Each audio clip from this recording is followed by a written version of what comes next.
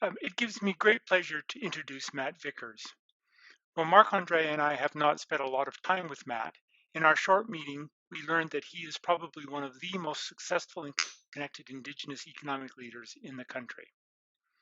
Matt has over 44 years of experience in consulting and Aboriginal business. Throughout his career, Matt has worked across a wide variety of activities, including First Nations government, arts and culture organizations, financial institutions, the healthcare sector, the federal government, and the information technology industry. He has helped Aboriginal entrepreneurs with their business and banking needs. He is the successful owner and manager of a management consulting firm, and he lectures extensively around the world on issues ranging from Aboriginal economics to team dynamics, self-empowerment, goal setting, and building trusting business relations. There's much more to say about Matt's background, but that could easily take up our allotted time, so I think I'll leave it there. I will, however, add that Matt's Indigenous ancestry stems from the Tsimshian, Heiltsuk, and Haida on his father's side, with English ancestry on his mother's side. Matt, welcome to the Johnson Shrama Graduate School and the Canadian Centre for the Study of Cooperatives. Over to you.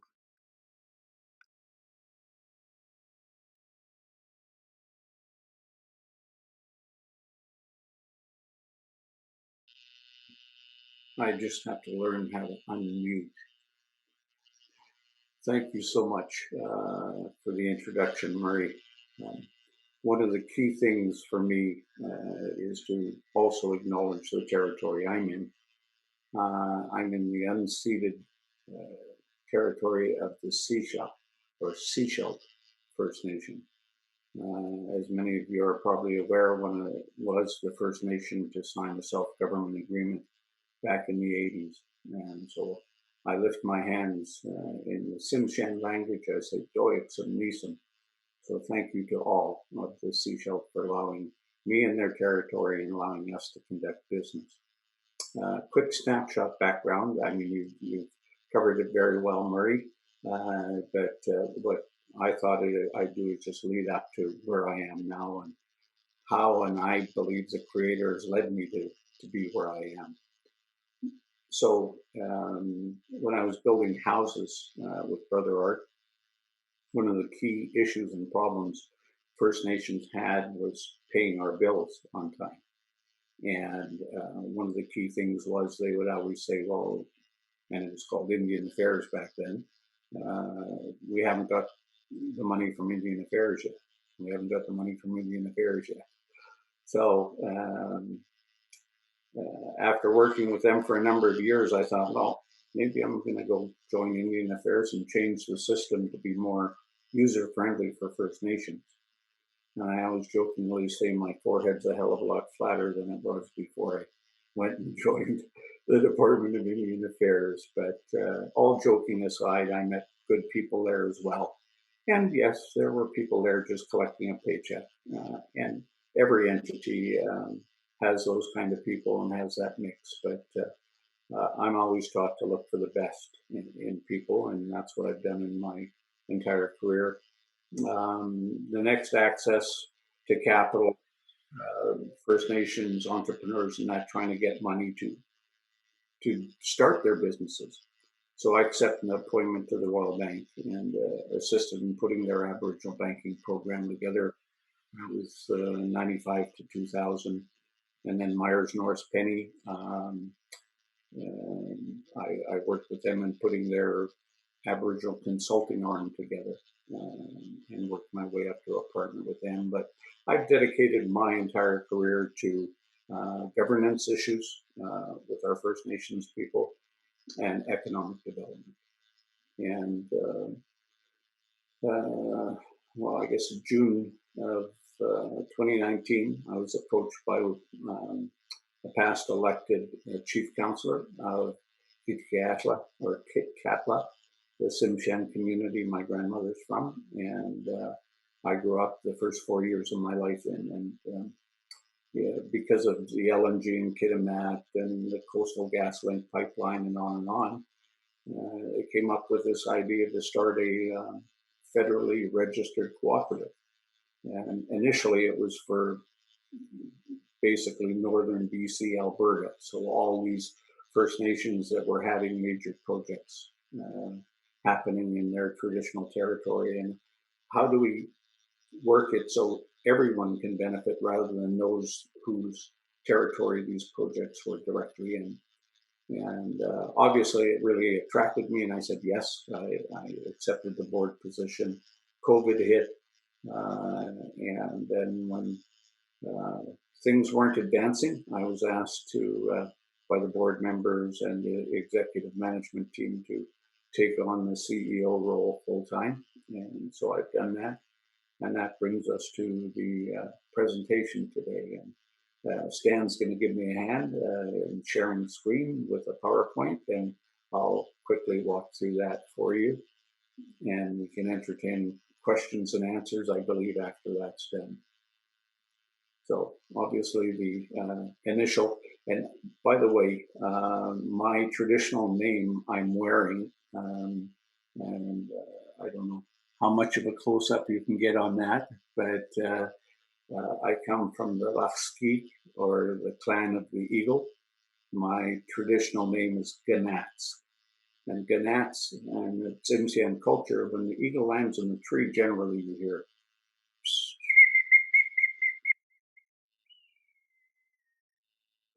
eagle, Ganats. So hence the eagle in our logo as well. So Stan,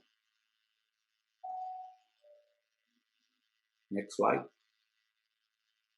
Yeah, so again, I too welcome all the participants today, and certainly look forward to hearing input and questions after, and I reach out to each and every one of you. As we walk through, you'll see that we're looking to land co-founders of Northern Nations program. So next slide. So indeed it is federally registered, chartered cooperative, and those of you that are here, the majority of you, I'm sure, are already very familiar with cooperatives, that they're open to everyone and anyone. Well, it just so happens this one's only open to Indigenous people. And the mandate obviously is to have an entity that is going to bring all the Indigenous people, so First Nations, Métis, Inuit, and again, most of you are aware that at least 50% of most of our communities live right in the cities, so friendship centers are going to be invited to be part of this cooperative as well. So, and again, this model is chosen to ensure that the individual members in the community are going to be benefiting right away. And it's one member, one vote. So in other words, a First Nation, say with 1,000 members, they get one vote, not the 1,000 that are eventually going to be signed up. And one of the key things with our cooperative is to avoid the election system, and to those of you that are familiar with the Harvard study, the separation of politics and business, very important. So following that model. Next slide. So again, we've been in the works. So initially we'd hoped to have already been launched. So we're looking at the end of Q3 this year, Q4 to get the official launch and invitations out. We're still looking for other board members in other provinces. Right now, the initial 3 board members from BC are still the only board members. I have reached out to people like, and I'm going to use the name because they've allowed me to, Judy Gingell in the Yukon has agreed to become a board member. So she'll be looking at bringing the First Nations in the Yukon on board. I've reached out to Ethel Bond and Andrew in Northwest Territories, and I'm still twisting arms and legs there. But yes, so now we're looking at expanding Canada-wide with respect to getting the directors on board. So that's going to happen, as I say, the end of Q3, into Q4. It'd be nice to get it done earlier. The next part talks about the members, the membership. So $10 per member. So the First Nation itself, it would be $10, and then each individual, it would be $10. So as you can see, an example is a First Nation with 1,000 members. The cost would be $10,000 for everyone to be signed up.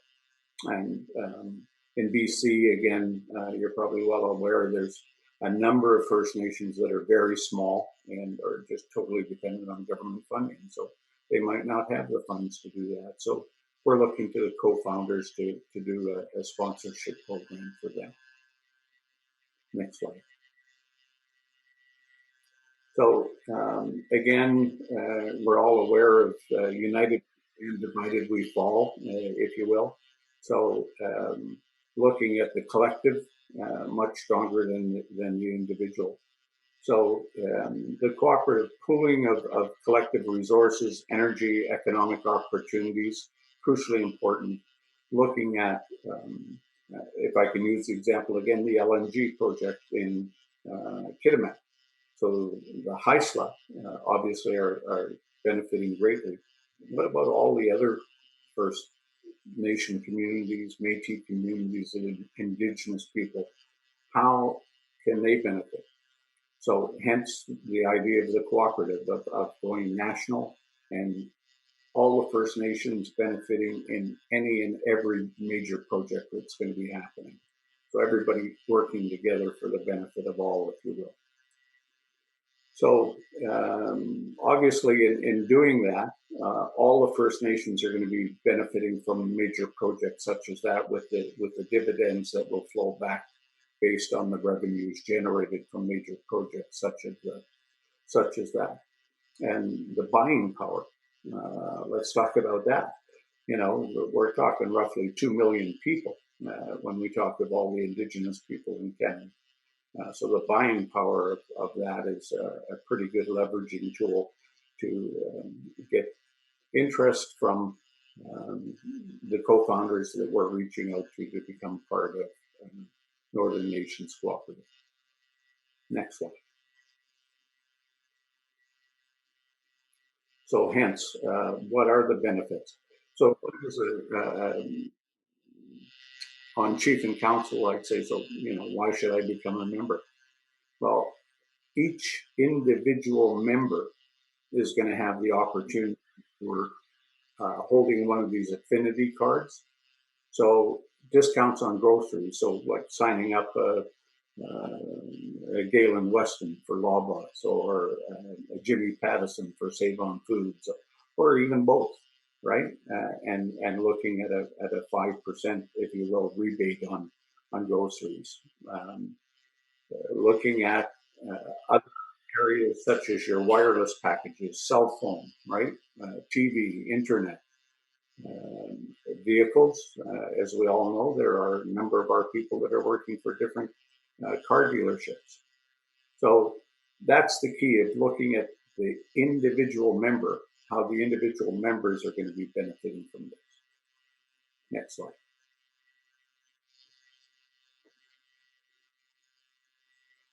So one of the key things, you know, we're hearing reconciliation, and it's easy to say, it rolls off the tongue nicely, but how do we enact that? How does it happen?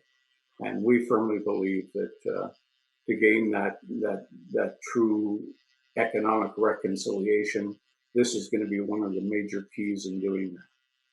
So the cooperative is providing a fresh collective approach, if you will, to many changes faced by Indigenous Canada. So a lot of the First Nations economic development corporations today, who are the board of directors? Basically chief and council. So again, what we need to do is separate politics and business. So hence this model, the Northern Nations Co-operative. So when we look at how this can be done, right, most importantly, NNC Group represents opportunities for Indigenous Canada to invest alongside corporate Canada and Canadian institutional investors. So reaching out to those people, which we have been doing already, but again, it needs to be stepped up a little more as co-founders to launch Northern Nations Cooperative. Next slide. So again, the mission, you've certainly heard it from the beginning, but again, I believe we really need to emphasize that talking about social and economic reconciliation. How can this happen? How can we truly become self-sufficient entities once again, like it was prior to contact? So looking at numbers, Indigenous Canada's annual GDP participation currently stands at 35 billion or 1.6%. Well, we're 5% of the population. So our goal is to get that up to 5%. So that, what does that mean? 125 billion per year. And so how does that work out? How do we get there? Well, over a 10-year GDP growth rate of 13% over the next 10 years will have to get us up to that area. So again, we firmly believe that it's not just talking about it, we're finding the right partners to come in and create the fund so that we can indeed achieve this by looking at other businesses right now that need help in moving forward. So NNC Group provides major institutions and sovereign wealth funds the opportunity for impact investing in an emerging economy, Indigenous Canada. So I think we all would agree that the timing is right. A lot of major projects get shut down because of non-participation, non-consultation with First Nations. Next slide, please.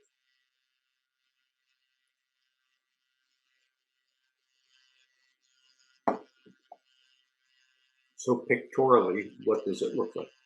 And I realize, I think I even need my magnifying glass to see this. But looking at the group structure, so up top is Northern Nations Cooperative. So again, First Nations, Inuit, Métis make up the cooperative. The next aspect of the cooperative is the capital corporation. So NNCC is the next aspect there. So that's raising the private capital, the $1 billion or more, to indeed look at what the bottom part is, the business network.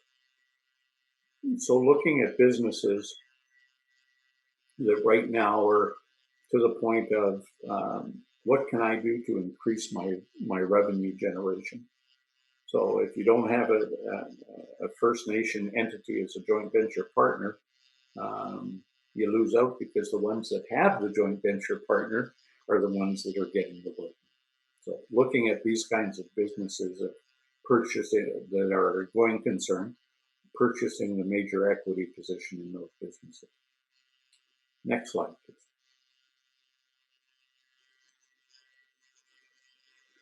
So the Capital Corp, who is it? What is it? How is it run?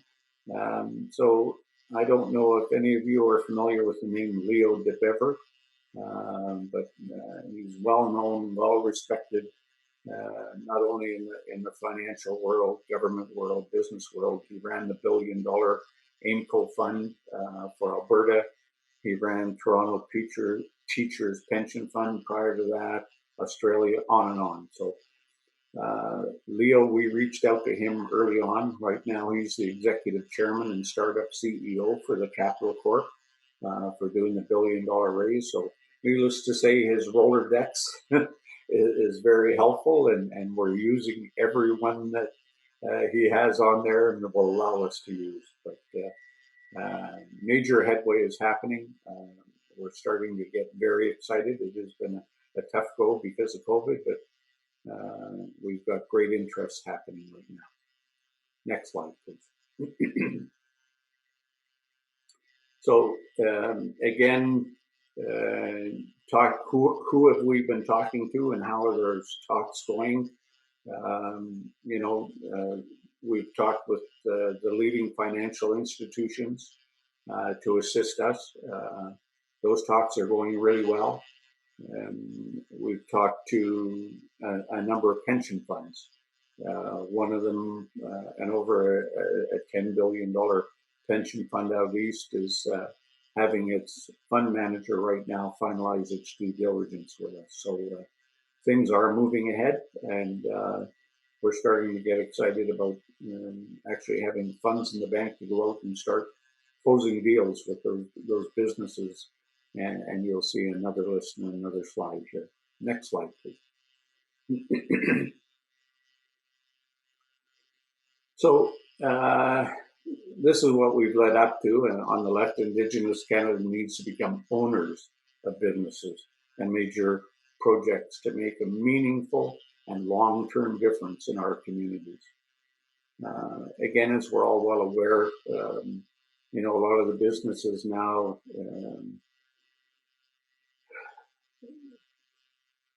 I always try to be very diplomatic, but the royalties that the First Nations have got have been minuscule.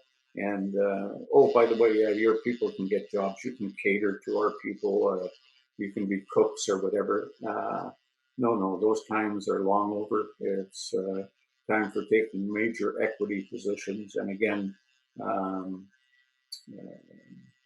this instrument is the one that will assist in doing it. And as you can see in the last paragraph, we've talked to many businesses that are ready, willing, and able to look at having NNC become a major equity owner in their business. Next slide, please. So here's I'm not going to walk through each and every one, but here's a list of companies and areas that we've had talks with already. And we've probably got $850 to $900 million of that first $1 billion already ready to be utilized in these areas of operating companies and major projects. Next slide, please. So one of the key things, and I touched on earlier, is with respect to these businesses, you know, a lot of them would be owned by people, say, my age, should be retired by now, but my grandfather always taught me retirement means you're on the other side of the dirt. So I've got a long way to go before I'm going to be on the other side of the dirt. But yeah, a lot of businesses have people of this age now that want to retire. No family member wants to take over their going concern. So they're very open to looking at selling a major equity position to NNC. And one of the other key things is they're a going concern because they've got good management in place. So we're saying you can retain, you know, up to, well, not up to 25% or more, as long as NNC takes the major equity position. And the management that's in place stays in place, and they have the opportunity to purchase that 25% and then create opportunities for Indigenous workers to come in behind them and succession planning, right, to take over those positions. So with respect to board of directors, I've touched on that already. The Capital Corp is going to have a separate set of board of directors from the cooperative. So they're going to be well-experienced, business-minded people, and Leo, again, with his Rolodex, and Brian Law from the business side are the ones that are putting names forward for consideration for the NNCC fund management team. And next slide.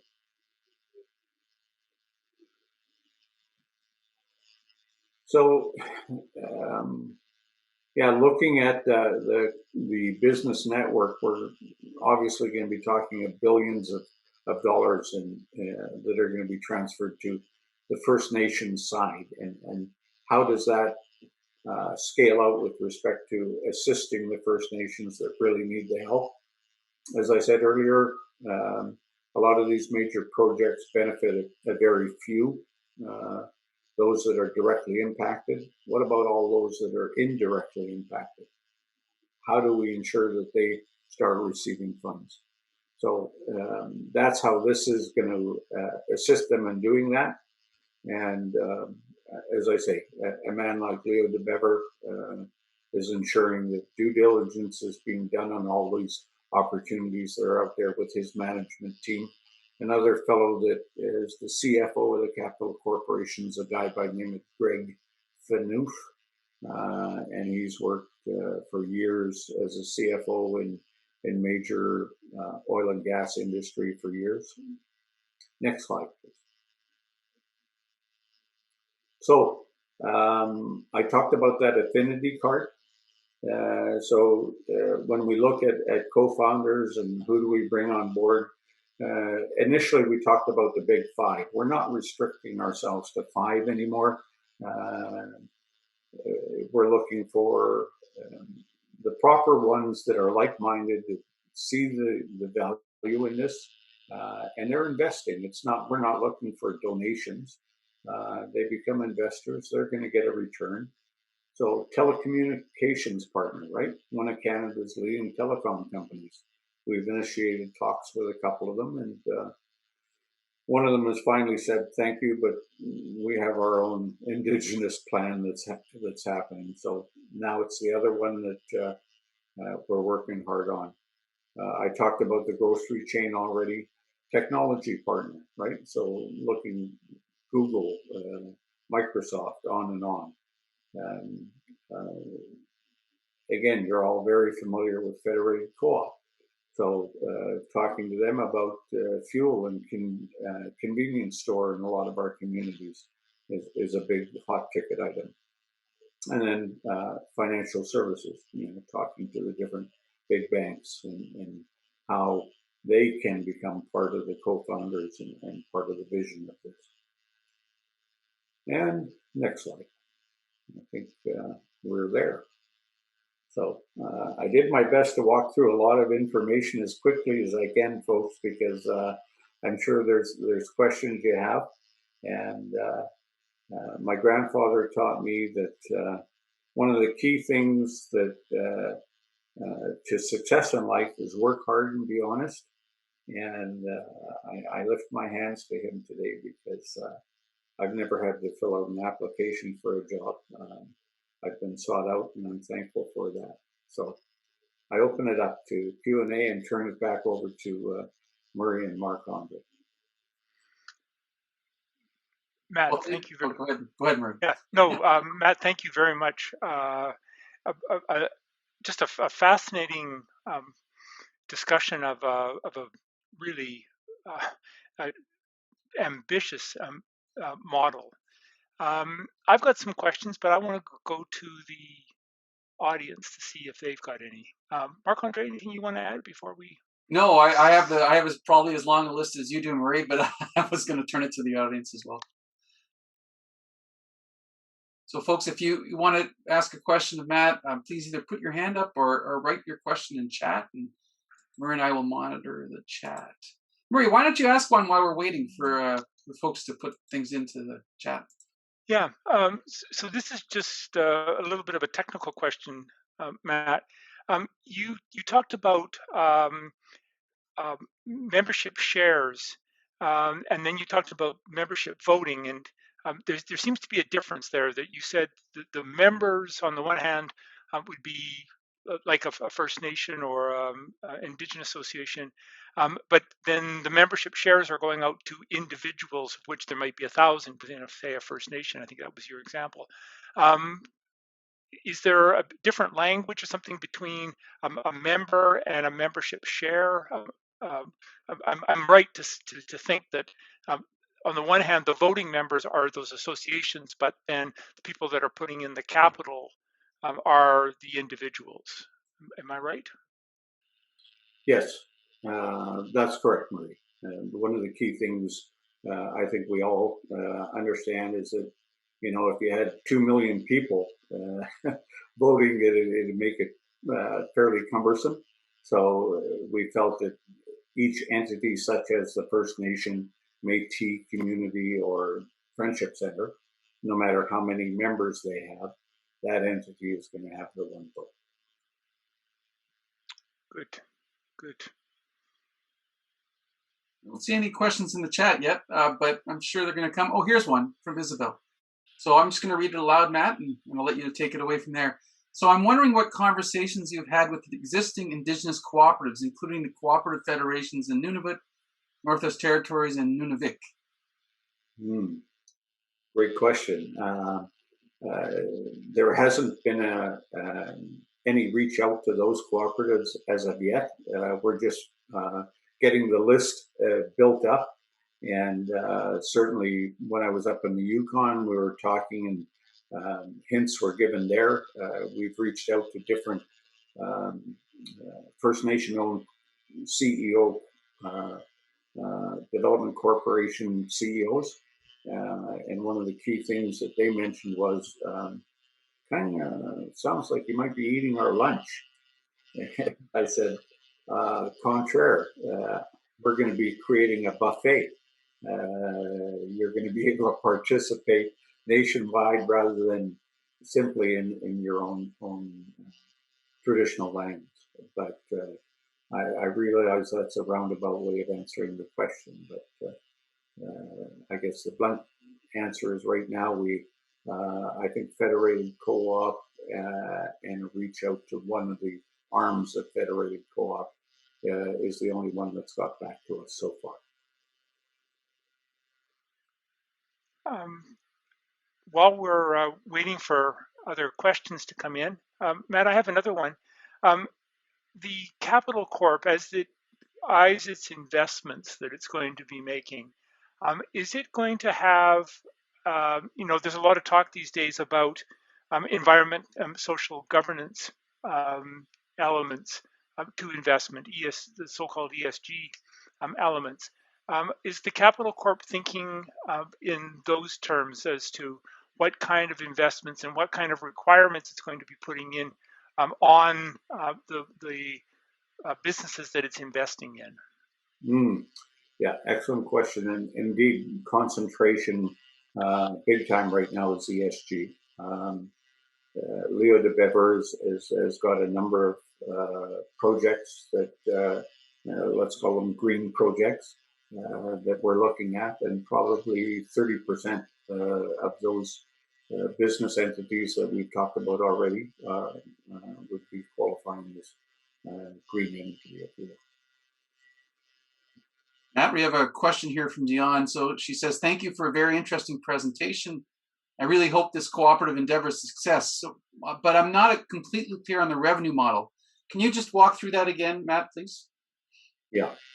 So one of the key things in creating the Capital Corp is to get an initial $1 billion raise, and that $1 billion raise will then be used to purchase a number of going concern businesses. And without naming names, one business that's generating roughly $125 million a year in revenue. So let's say if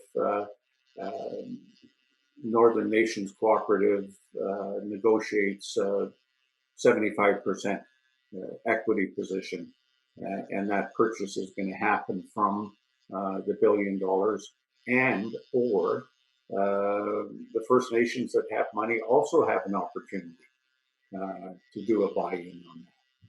So then the profits or dividends from those businesses flow back to the individual members. So hopefully that helps. I think it does. Matt, we have another question here from Ken Coates, who got this conversation going interestingly. So Ken writes, I'm intrigued with your comments about urban Indigenous peoples. Can you say more about your plans there? And will the development of the cooperative strengthen ties to communities or to broader Indigenous entities? Thanks, and thanks, Ken. Yeah, one of the key things for us, as I say, we all know there's that big difference as to the First Nation members that have to go into the city for jobs because there's no jobs at home. So now they're off reserve members, and how can they benefit, and how will they benefit? Well, we're reaching out to all the friendship centers initially, and to all societies actually, but to the friendship centers and ensuring that we're covering or catching those members. And trustfully and hopefully for voting reasons, the First Nation can have total membership as well. But we're not wanting anyone to slip through the cracks. We're wanting to ensure that everyone is going to have a voice. So the off-reserve members, their voice is going to happen through, say, the Friendship Center, right, is going to have that vote. So they'll be voicing their concerns to whatever Friendship Center they belong to. And trustfully and hopefully that way we're going to ensure that we have that balance again. Well, Dion has a follow-up question, Matt. So thank you for your answer about the revenue model. One more related follow-up question. What are the services that the co-op itself will provide to its members, and how is that connected to the revenue model? The services we provide. So one of the key things that the cooperative is doing is ensuring that job training is paramount with respect to, I mentioned in the presentation, succession planning for businesses that we're going to be taking a major equity position in. Because the owner, obviously, one of the reasons that we're going to take an equity position, he's 65 to 80 years old, and he's going to be moving on. So training our people to take over those positions. So that's key. That's one of the key things with respect to services. Matt, I might ask a follow-up question while we're waiting for another one to come through, and then maybe Murray might have one.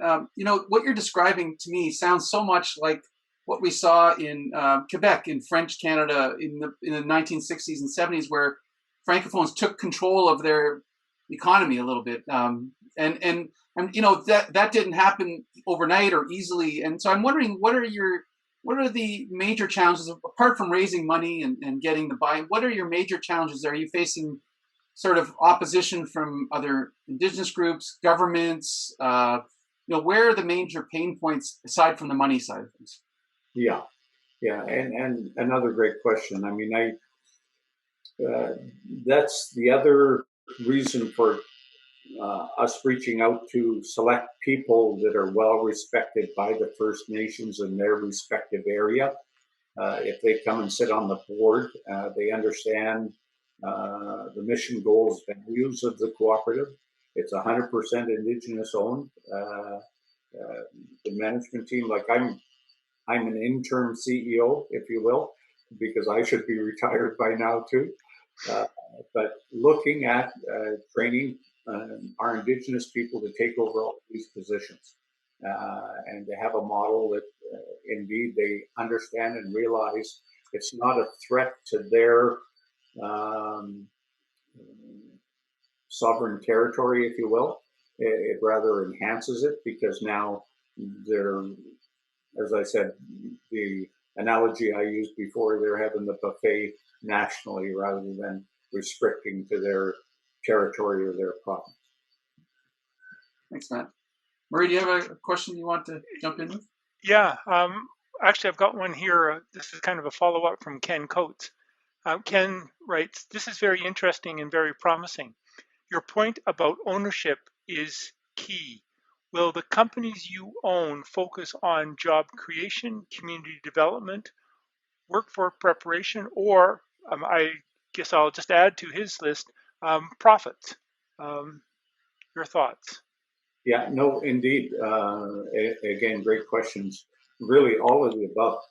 It's crucially important that these entities that we're looking at now do realize that one of the key things, as I said earlier, if they had an affiliation with the First Nation in the first place. Instead of maybe 125 million in revenue, they could have been 200 million in revenue generation. So yeah, looking at building capacity, creating jobs, and looking at how we can improve the lot and life of our people in our communities. I mean, look at the water example. You know, how many of them are still on boil water? So looking at setting the priorities that are required by the First Nations themselves. And if you, I'm sure you have. What mechanisms are you thinking about being able to get these companies that you own, not you personally, of course, but the co-op through the Capital Corp? If you thought about the mechanisms you might be able to use to get them to do those kinds of things, job creation, community development, and so forth, or will they just, they say thanks for the money and they're off doing whatever they want to do? Yeah, good point. And being open and honest, it's still one thing in the planning stage, if you will, Murray, as to any other ideas that we have from people in saying, well, maybe you should be doing this with respect to guidelines as to businesses you should be looking at, right? Right. To assist in ensuring that you get those kinds of issues looked at. Matt, I think I heard you say that at least initially, a lot of the opportunities you were looking at were in Western Canada, and yet you're reaching out nationally. Can you kind of reconcile those two things for me? I was kind of trying to beat that around in my head a little bit as you were talking. Okay. So yeah, initially, it was created even not in Western Canada, it was Northern BC. And then when we got the board members and advisors together, they said, you know what, this should be at least Western Canada based. So we had a couple of board meetings, Western Canada based. And one of the board members said, why are we restricting ourselves? You know, we got brothers and sisters nationwide. And by the way, that border on the south, we never put that invisible line there. This should be North American. Okay. Let's slow down a little bit. You know, the old expression, how do you eat an elephant, right? So, yeah, I think what we found in reaching out to both founding entities was, you know, why is it restricted to just Western Canada initially? Why don't you look at Canada-wide? So hence, hearing that kind of feedback from a number of them, Marc-Andre, we said it's not just Western Canada anymore, it is nation. Great, thank you, Matt. We have a couple of more questions in the chat. I'll take the first one, Marie, then you can take the next one if that's okay. Yeah, will do. Yeah, so this is again from Gian. She says, apologies for all the questions on the business side, Matt, but one more. If the businesses you purchase and invest in don't all generate a profit, how will you entice pension funds and other institutional investors to put money into the co-op to provide the capital needed to buy these businesses in the first place? So we don't look at businesses that don't make money. I'm sure Dion would jump in if she had the chance here, but I'll pass it to Murray. The next one's from Ken. Ken asks, do the legal arrangements for your movement fit well with Indigenous culture and children? Do the legal arrangements for, so I'm just reading what Ken, if you want to come on and elaborate, that would be great. But Ken asks, do the legal arrangements for your movement fit well with Indigenous culture and children? No. So I meant to say traditions, Murray. My typing is very bad. I can't type on an iPad. sorry, Matt.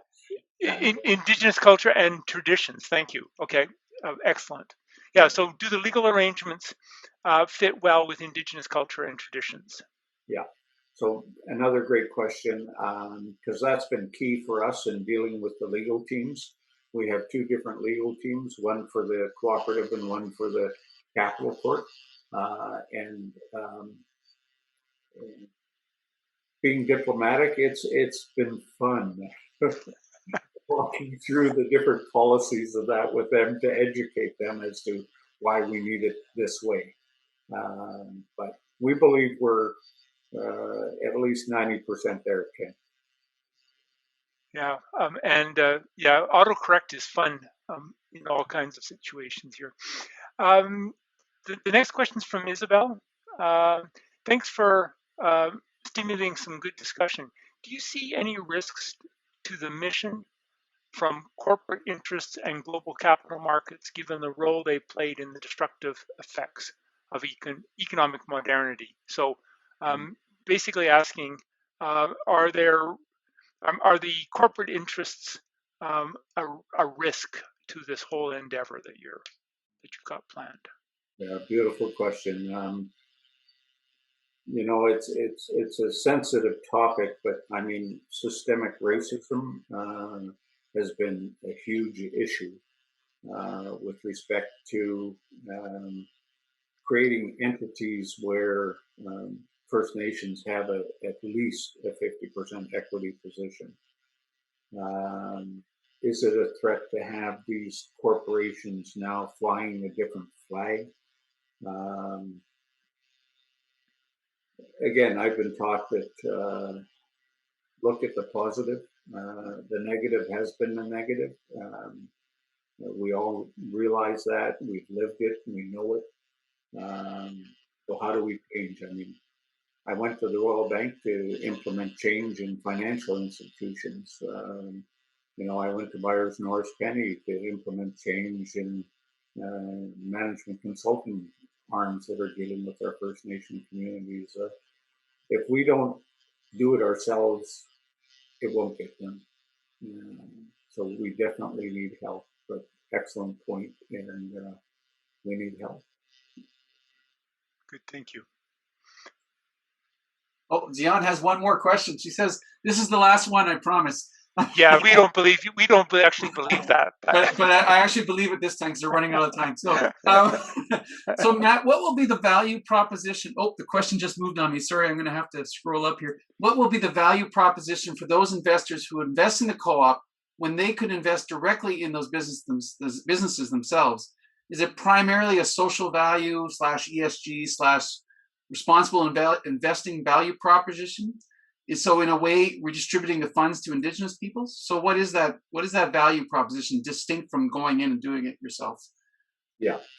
I think most importantly, again, a lot of these businesses, in order for them to go ahead, their projects, they have to have an affiliation with the First Nation nowadays. So that's the value to them. Number one. Number two is, yes, now they're enacting reconciliation. They're not just talking about it when they invest. Best answer I can give. Good. And Dion's saying she really appreciates your answer. A question from Engen. Hope I got that pronunciation right. He writes, I guess the question is, what will be the selection criteria for the investments that the Capital Corp would make? And what are the thoughts of measuring the effectiveness and success of the investment? Yeah, and I'll be open and honest. I'm the wrong guy to answer that question. That indeed is Leo DeBever and Greg Phaneuf. But believe you me, one of the key things that they've been educated on is the priorities that are required by our First Nation communities. And they vary, obviously, from province to province and even within the province from area to area. So, Matt, we're getting a lot of applause here. I really appreciate your answers. This is from Isabel. Dion says she loved your answer as well. I feel like we're running up against time. I thought, maybe we can start wrapping things up. Ken has a question. Shoot, we'll get this last one in, and then we'll call it a day, Matt. So we're in a policy school, but he says you almost completely left out government. What's the lesson for us in that absence? I guess maybe is another way to put it. Leave them out. If you want to slow down your project, depend on government. So there's an old cooperative principle of autonomy and independence that kind of is coming through here. I hear very clearly. So, thank you so much. Do you have any last thoughts that you'd like to share before we wrap up? And maybe I'll get Murray as well to weigh in. Let me share a story. Again, from my grandfather. When I went back to the community when I was 18 and 19, I spent 2 years with my grandfather. So I always say I have my PhD at the University of Yale. And one of the first things we did is went out to the fishing grounds, and sockeye is the best of all the salmon species. So we went out catching sockeye. The first two that came over the back of the drum, my grandfather came out of the wheelhouse of the cabin, came back and took them into the wheelhouse, and my uncle and I kept bringing the fish in. Then within about a half an hour, all of a sudden, beautiful aroma started wafting out of the wheelhouse. And my uncle said, "Work faster. Supper's going to be ready." So I worked faster, and we went inside, and on the little cook stove was a great big pot like this, and we call it huggle gin in our language, fish soup. And every part of the fish is in the soup. Now remember, I virtually, first 4 years, yes, in the village, but the rest of the time grew up in Victoria, in the city. So I look in the pot, and probably the expression on my face was something like, and my grandfather said, "You'll like it." Well, 2 bowls later, I'm listening to his story of the salmon, that it takes a strong salmon to swim against the tides and the currents, looking for its source of life, the river, up against the flow of the river, up over the waterfalls to reach its end goal. Any salmon can swim with the stream, with the currents. It takes a strong salmon to reach its end goal. May we all be strong salmon. Matt, I think that's a wonderful place to end. Let us all be strong salmon. Thanks, everyone. You guys, you have been a wonderful audience, and please join Marc-Andre and me in thanking Matt for a wonderful conversation this afternoon. Thanks. Thank you. All the best, everyone.